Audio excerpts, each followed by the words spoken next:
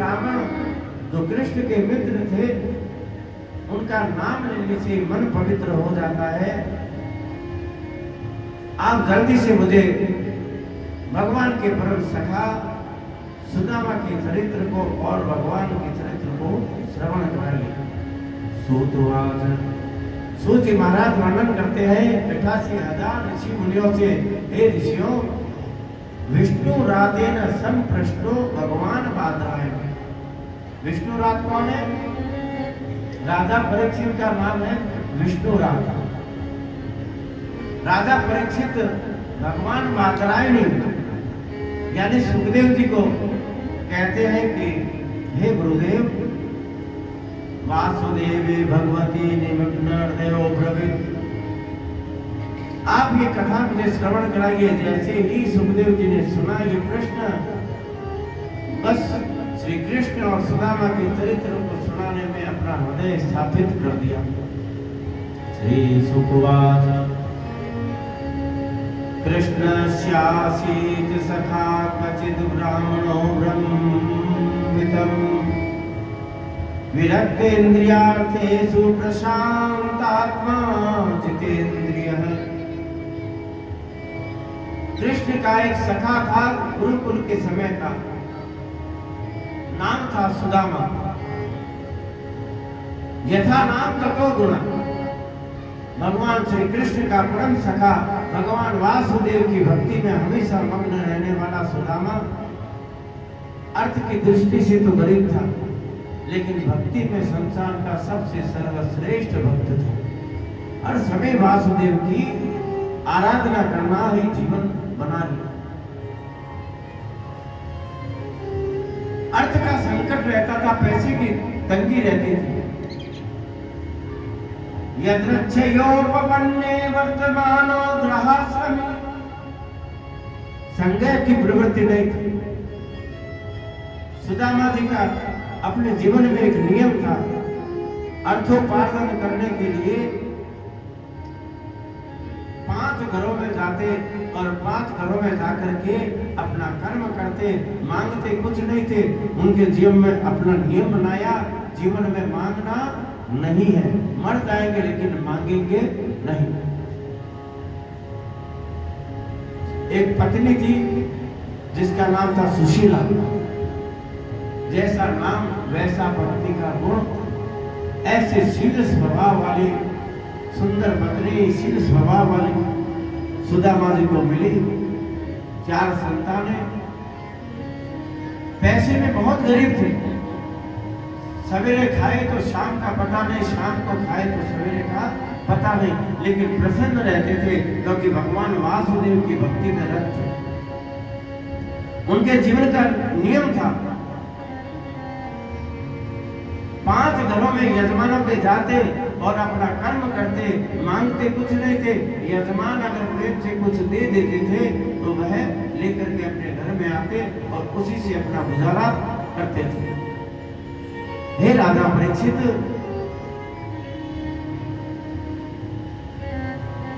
भगवान जब परीक्षा लेते हैं ना, उस समय सब कुछ सब तरफ से निचोड़ निकालते अपने भगत का। भगवान ने भी कैसी परीक्षा लेनी प्रारंभ करी। आज सुदामा जी 3 दिन हो गए यजमान के जाते, लेकिन बदले में यजमान कुछ देते नहीं थे। तो 2-3 दिन में घर में जो थोड़ा बहुत बचा हुआ था, सुशीला ने क्या किया, वो बना करके बच्चों को खिला देती और खुद खा लेते। सारा जो रखा हुआ था वो सामान समाप्त हो गया। अब घर में एक अन्न का दाना नहीं। पतिव्रता पतिं प्राह मल्यात वंदनेन सा, पतिव्रता थी, इतनी दरिद्र थी, लेकिन अपने पति को कभी दाना नहीं देती थी। उल्टा कहती थी, कोई बात नहीं स्वामी, एक दिन आएगा जब परमात्मा हमारी सुनेगा, भगवान सुनेगा तो फिर सब ठीक हो जाएगा। सुदामा जी ने कहा, धन्य हो गया ऐसी धर्म पत्नी प्राप्त करके। भगवान परीक्षा ली, घर का सारा अन्न समाप्त हो गया, कुछ भी बचा नहीं था। 2 दिन और निकले, बच्चे भूख से बिलबिलाने लगे, मैया भूख लगी है, भूख लगी है। जैसे तैसे जल पिला करके अपने बच्चों को शांत करती। शाम को जब आए सुदामा जी, बड़ी आशा की नजरों से दौड़ी दौड़ी गई अपने पति के पास में जाकर के कहा, स्वामी आज कुछ प्राप्त हुआ? सुदामा जी चुपचाप बैठ के कहा, नहीं सुशीला, आज भी कुछ प्राप्त नहीं हुआ। ऐसे कैसे चलेगा स्वामी? मैं भूखी रह जाऊंगी, आप भूखे रह जाओगे, लेकिन बच्चों को कैसे शांत करूं? आप तो जाते हो, ये बच्चे कहते हैं माँ भूख लगी है, तो मेरे दिल में क्या होता है आप नहीं जानते स्वामी। एक माँ सब कुछ दे सकती है, अपने बच्चों को भूखा नहीं देख सकती है। 2 दिन हो गए जल पिला पिला करके इन्हें ढांढस दे रही हूँ, पिताजी आएंगे कुछ लाएंगे। सुदामा जी ने कहा कि सुशीला करूं क्या? मैं जाता हूँ यजमानों के यहाँ अपना कर्म करता हूँ, बदले में यजमान मुझे कुछ देते नहीं है, तो इसमें मेरा दोष नहीं है, ठाकुर जी की ऐसी इच्छा है। कोई बात नहीं स्वामी, जरूर प्रभु कुछ करेंगे। अगले दिन गए। आज बच्चे तो भूख से बिलबिला रहे थे, जल पीना भी बंद कर दिया, क्योंकि पेट में कुछ है नहीं, तो पानी कहां से अच्छा लगे? नहीं भैया, हम पानी भी नहीं पीना, बिना पानी के बच्चे हैं। शाम को आए सुदामा और आकर के जैसे ही अपने घर में प्रवेश किया, सुशीला ने कहा, स्वामी समझ तो गई थी पति का मुख देख करके कि लगता है कुछ हुआ नहीं, फिर भी आशा की भरी हुई गई सुदामा जी के पास जाकर के कहा, स्वामी आज कुछ प्राप्त हुआ? नहीं सुशीला, आज भी कुछ मिला नहीं। अब क्या कहे पति से? वो जानती थी जीवन में मांगना इनका नियम नहीं है, लेकिन बच्चों को देखूं, ना तो इनको कुछ कह सकती हूँ, ना उनके लिए कोई व्यवस्था कर सकती हूँ। अचानक कृष्ण का स्मरण आया, बैठी अपने पति के पास और हाथ पर हाथ रख के कहा, स्वामी उदास क्यों होते हो? ये तो समय है, चलता रहेगा, कोई बात नहीं, मैं बच्चों को आज फिर मना लूंगा, आप निराश ना हो। थोड़ी हिम्मत मिली। अगर पति के पास काम नहीं है, पति के पास पैसा नहीं है, पति अगर व्यवस्था नहीं कर पाता है और घर में आता है और पत्नी कह दे कोई बात नहीं, चिंता नहीं, आज देखो कल ठीक हो जाएगा, पति का सारा दर्द समाप्त हो जाएगा। और वही पति आए और आते ही जीवन बड़ा मुश्किल होता। लेकिन सुशीला ने कहा, स्वामी चिंता ना करें, आज नहीं तो कल सब ठीक हो जाएगा, आप तो भक्ति में लगे रहे। आप हमेशा एक बात कहते हैं कि आपका एक परम मित्र था श्री कृष्ण भगवान। जैसे कृष्ण का नाम सुना, सुनते ही आंखों में आंसू आ गए सुदामा जी के। वाह सुशीला, किसकी बात तुमने छेड़ दी? कृष्ण की बात की है, मेरी सारी थकान मिट गई है। बस जीवन में कृष्ण का नाम सुनते ही सारी थकान मिट जाती है। अब तो मैं एकदम तरोताजा हो गया। स्वामी, क्या गुरुकुल के बाद में आप अपने मित्र से कभी मिले? तो कहा, नहीं सुशीला, कभी भेंट नहीं हुई। तो स्वामी आप एक काम कीजिए ना, आप अपने मित्र से मिलने एक बार द्वारिका जाइए ना। सुशीला को देखा, देख करके कहा, सुशीला मैं जानता हूं तेरी क्या इच्छा है। मेरा मित्र कृष्ण पैसे वाला है, राजा है, तो क्या तू ये चाहती है कि मैं उससे मिलने जाऊं और वो मुझे भिखारी समझ करके और कुछ दे दे और मैं वो ला करके तुझे दे दूं? ऐसा मेरा मित्र? मुझे मरना स्वीकार है, लेकिन ऐसे ऐसी अवस्था में अपने मित्र के पास जाना स्वीकार नहीं। सुशीला ने कहा मैंने ऐसे नहीं कहा, आपकी ये इच्छा है कि कृष्ण का दर्शन हो जाए, ये शरीर है, ये शरीर आज है कल नहीं रहेगा, तो शरीर छूटे उससे पहले आप एक बार कृष्ण का दर्शन कर लीजिए। मानने के लिए मैं नहीं कहती, मां सुशीला इच्छा तो बहुत है, जाऊंगा किसी दिन। कहा काल करे सो आज करे सो अब, नाथ आज अभी इसी समय आप जाएंगे, कल तक तो आप कृष्ण के दर्शन करके और वापस लौट करके आ जाए। सुदामा जी ने कहा ठीक है, तुम्हारी ये इच्छा है तो मैं जाता हूं। कहा रुकिए, मैं अभी आती हूं। सुशीला गई, आसपास के कुछ घरों में गई, वापस जब आई आकर के कहा लो स्वामी, ये कृष्ण को मेरी तरफ से भेंट दे देना, कहना भाभी ने भेजे। जैसे देखा कुछ तंदूर चावल लेकर के आई। कहा ये कहां से आए? मांग के लाई हो।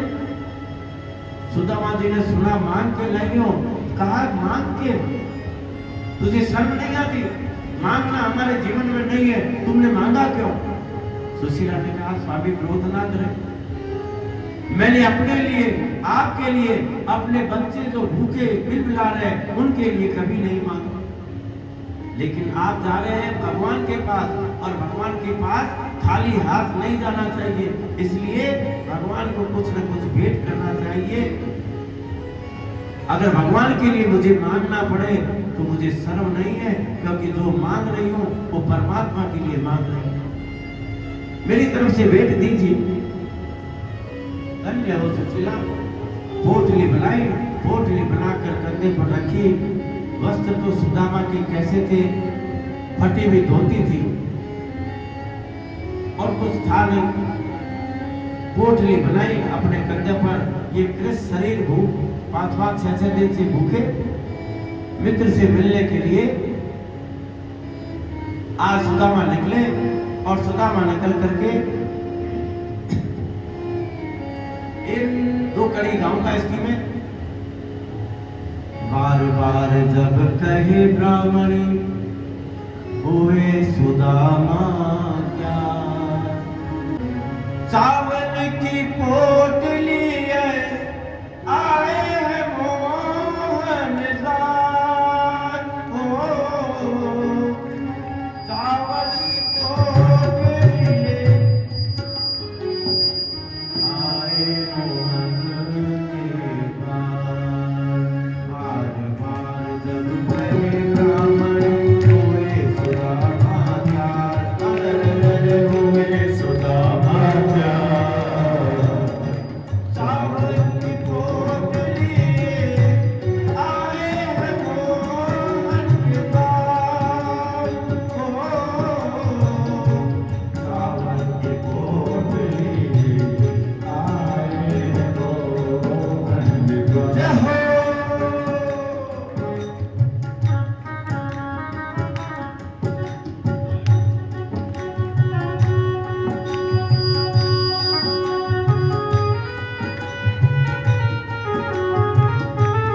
आज सुदामा जी महाराज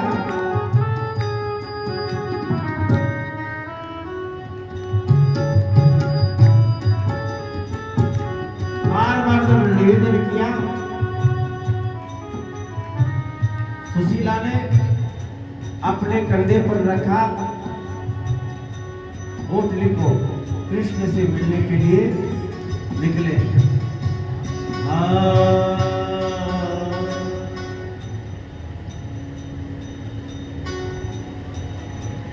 कंधे पर पोटली और चले कहां पर?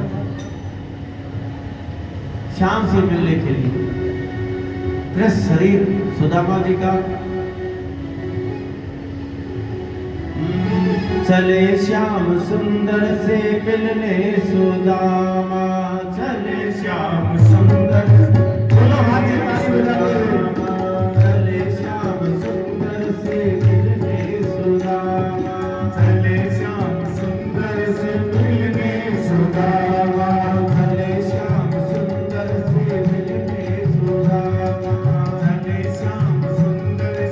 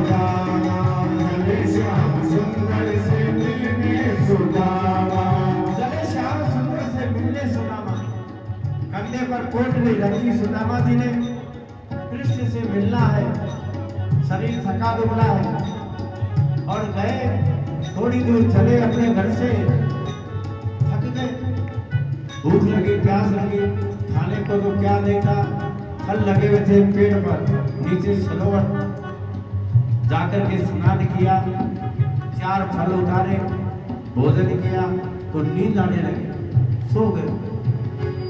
और सपने में क्या देखते हैं, ठाकुर जी के द्वारे का जा रहा, गाते गाते मन में हरे कृष्ण रामा, गाते गाते मन में हरे कृष्ण रामा, गाते गाते रस्ते में हरे कृष्ण रामा, गाते गाते रस्ते में हरे कृष्ण रामा, चले श्याम सुंदर से मिलने सुदामा, चले श्याम सुंदर से मिलने सुदामा, चले श्याम सुंदर से मिलने सुदामा, चले श्याम सुंदर से मिलने सुदामा।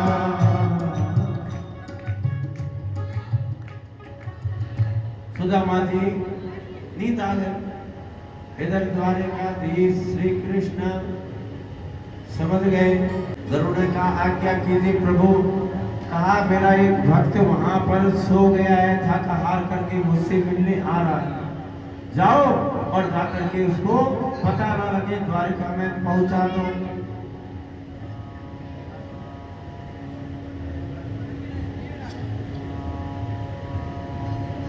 तो कहा कि मेरा मित्र आ रहा है, उसको पता न लगे द्वारिका पहुंचा दो, कोई कष्ट ना हो। गरुड़ जी गए, सुदामा को नींद में ही उठाया और द्वारिका नगरी में छोड़ दिया। प्रातः काल हुई, सुदामा जी की आंख खुली और आंख खुलते क्या देखते हैं, ये कहाँ गया मैं, नई घड़ी दिखाई दी। तो एक आदमी को रोका, रे भैया रुकना, वो रुका, बोलो क्या है, अरे भैया ये कौन सी नगरी है, तो कहा आपको कहाँ जाना है, तो कहा द्वारिका जाना है। उस आदमी ने सुदामा जी को देखा और देख करके कहा कि ब्राह्मण देवता है, द्वारिका जाना है, तो कहा हाँ। अरे क्यों, मुझसे ही मजाक करने को मिली सवेरे सवेरे। सुदामा जी ने कहा भैया क्यों मजाक क्यों करो, मैं तो द्वारिका जाने के लिए निकला था, ये कौन सी नगरी आई। कहा ब्राह्मण देवता ये द्वारिका ही है जहां आप इस समय खड़े हैं। क्या, मैं द्वारका में खड़ा हूं। वारे कृष्ण तेरी लीला, अपने मित्र को जान गया लगता है और उसी ने यहाँ पर मुझे छोड़ा है।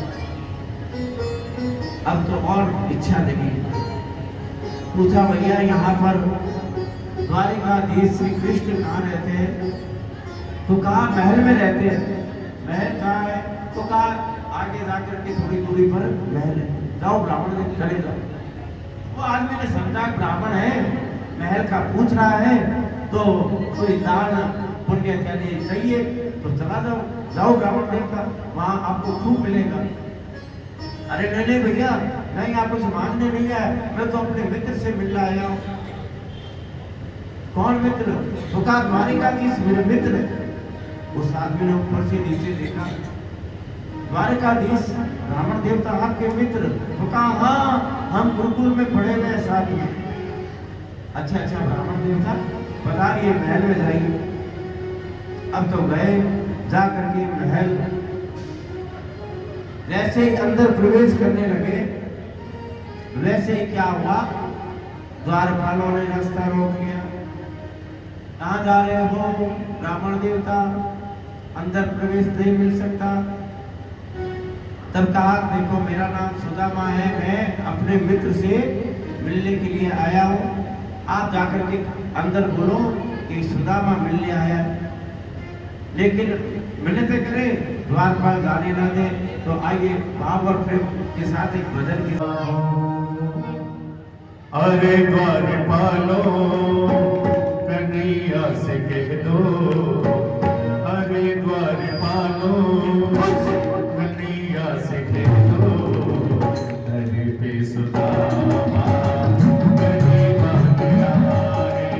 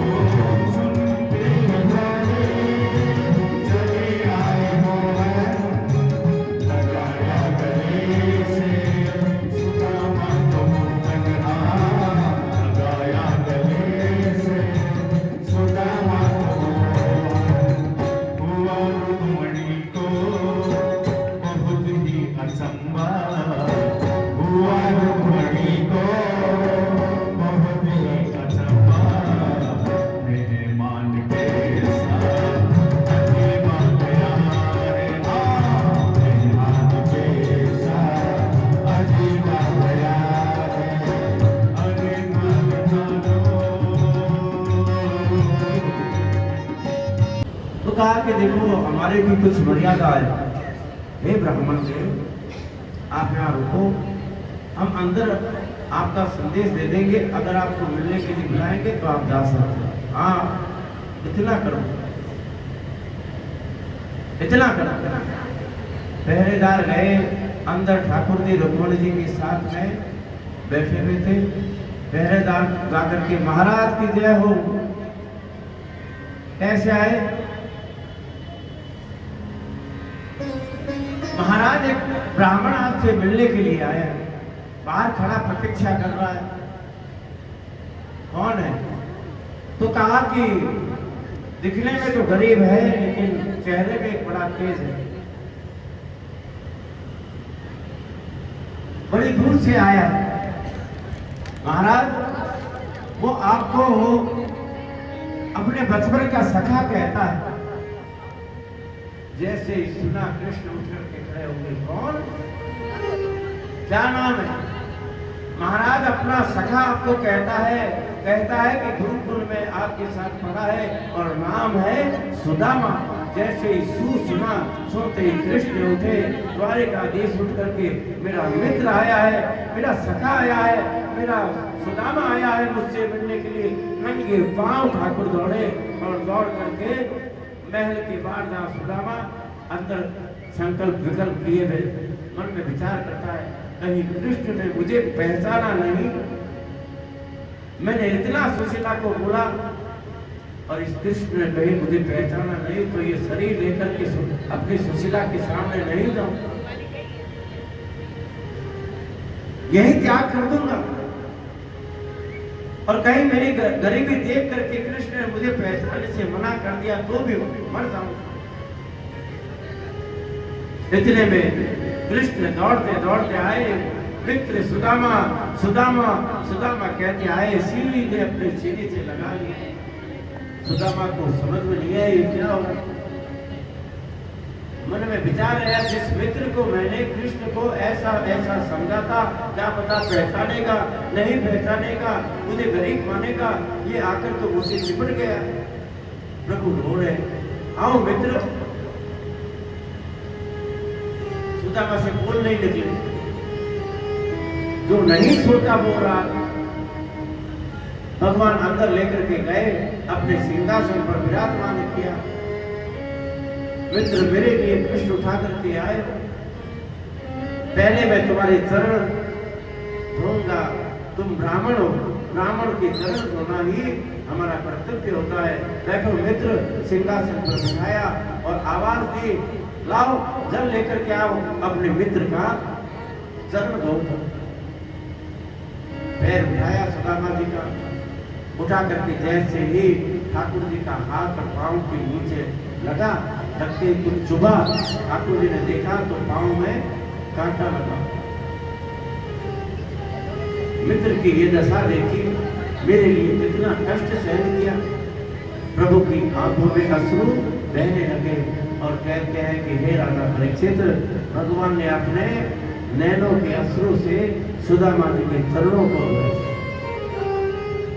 देख, सुदामा की दीन दशा करुणा करके करुणा नैनन के जल से सुदामा के चरण धोए। सुदामा को देख करके पहुंचता है कि जिस कृष्ण को मैंने ऐसा समझा कि कहीं पहचानेगा ना पहचानेगा, वो कृष्ण एक बार भी मुझे भूला नहीं। क्या बोलूं? चरण धोने के बाद अब रुक्मणी जी, सत्यभामा, आठों पटरानियां हैं, वो आश्चर्य कर रही है। स्वामी का ऐसा कोई सखा तो हमने न देखा न सुना, जिसके लिए था नंगे पांव प्रभु भागे, ये कोई बहुत विशेष है, हमें भी सेवा करनी चाहिए। कहा कि हमें भी अवसर दो। कहा नहीं, मेरा मित्र मेरे पास आया है, इसकी सेवा मैं ही करूंगा। चरण को धोया, कहा मित्र थके आए हो, जाओ स्नान करो और फिर भोजन करेंगे और फिर बाद में बात करेंगे। सुदामा जी गए, स्नान करके आए तो बाहर नए वस्त्र तैयार सुदामा ने पहन लिए। इतने में द्वारिकाधीश आ गए। क्यों मित्र सुदामा? अब बोली निकले, वाह मित्र, मुझे क्षमा करना हे पुरुषोत्तम, मैंने आपके विषय में कुछ और ही सोच रखा। कृष्ण कहते हैं मेरे बारे में तो न जाने कौन कौन क्या क्या समझता है, तो उनको समझने दो, मैं क्या समझता हूं मुझे पता है। आओ, भोजन तैयार है। भोजन किया। भोजन करने के बाद कहा कि सुदामा और कैसे हो? तो कहा बस बढ़िया है। तो भोजन किया है तो हमारी पत्नियां भी आपका आशीर्वाद चाहती है, आप बोलते तो कहा देखने दो। अब कृष्ण लपटा मारे और वो छिपाए, आखिर प्रभु ने उसको छीन करके हाथ में लिया और वो क्या थे? तंदूर। कहा अरे वाह, तंदूर विजय। एक मुट्ठी खाई, दूसरी मुट्ठी खाई, तीसरी मुट्ठी में रुक्मणी जी ने कहा स्वामी आप रोक दी, सारा आप ही खाओगे क्या? जैसे ही हाथ रोका प्रभु ने क्रोध किया। रुक्मणी ने कहा कि अरे रे क्रोध ना कीजिए प्रभु, कुछ हमारे लिए भी तो छोड़िए। रुक्मणी जी को पता था एक कौर में संसार की समस्त ऐश्वर्य दे दिया, दूसरे कौर में समस्त तीनों लोगों का ऐश्वर्य इसके नाम हो गया, और अगर तीसरा ये ले गया हमको भी नौकरानी बन के रहना पड़ेगा।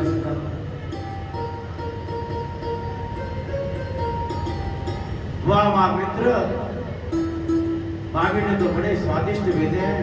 और मित्र संतान बाल गोपाल तो कहा तैयार है? अच्छा अच्छा, तो मिल लिए, तो कब जाना है? वापस कब जाने का विचार है? अब क्या जवाब दे? तो कहा बस कल परसों चला जाऊंगा। अरे कल परसों क्यों? आज अभी रवाना हो जाओ, कल तक तो भाभी के पास पहुंच जाओगे। तो सुदामा क्या करे? ये थोड़ी देर के लिए रुकने की इच्छा है, मन में विचार करता है। इतनी देर तो नाटक कर रहा था, मेरा दोस्त आया है, मेरा मित्र आया है, मेरा ये आया है, और भोजन किया, कपड़े पहनाए, भोजन किया, और कहता है वापस जाओ, मैं नहीं अभी चला जाता हूँ। सुदामा जी उठ करके और खड़े हो, जैसे जाने लगे आवाज लगे अरे मित्र रुको, सुदामा रुको रुको। सुदामा जी के मन में लड्डू फूटे, कहीं विचार बदल गया है, 2-5 दिन और रुकने का बोलेगा तो रुक जाएंगे। बोले हाँ बोल लाला, कन्हैया क्या कहते हो? तो कहा हाथ में कपड़े फटे हुए, ये कपड़े तो खोल के देके जा मेरे को, ये ले अपने कपड़े पहनो। वापस फटे हुए कपड़े पहना दिए, नए उतार। सुदामा कपड़े ले अपने पहने फटे अपने पहुंचे घर, तो वहां पर हवेली बनी हुई थी, महल बना हुआ था। सुदामा ने सोचा कि मैं क्या गया, पीछे से मेरे घर को भी तोड़ करके ये किसी ने बना लिया है, पता नहीं सुशीला कहाँ होगी, बच्चे किस अवस्था में होंगे। इतने में एक सुंदर सी स्त्री आई और आकर के कहा प्रणाम सौभाग्यवती हो। हंसी, पहचाना नहीं? तो कहा नहीं देवी। अरे सुशीला आपकी पत्नी। तो कहा है ये तू रानी जैसे कैसे दिखने लगी? तो कहा आप गए, हम तो रात में सो रहे थे, प्रातः काल में उठे तो हम तो महल दासियों के बीच में थे। ये सब उस कृष्ण की कृपा है। सुदामा समझ गए भगवान का संकेत। सुशीला को धन चाहिए था, इसको ऐश्वर्य दे दिया। मुझे भक्ति चाहिए थी, इसलिए वापस फटे हुए कपड़े दे दिया। भगवान चाहता है कि मेरा सुदामा ऐसा ही रहे। ये जो भगवान ने वापस धोती दी है, अब जीवन में जब तक ये शरीर नहीं छूटेगा, ये धोती शरीर से उतारनी ही नहीं है। और इसी धोती में महल में नहीं, अपनी तो कुटिया बना करके रहना। सुदामा जी कुटिया बना करके महल के बाहर उसी वस्त्र को पहन करके भजन करते थे और भगवान की शरणागति प्राप्त की। बोलिए द्वारिकाधीश जय हो।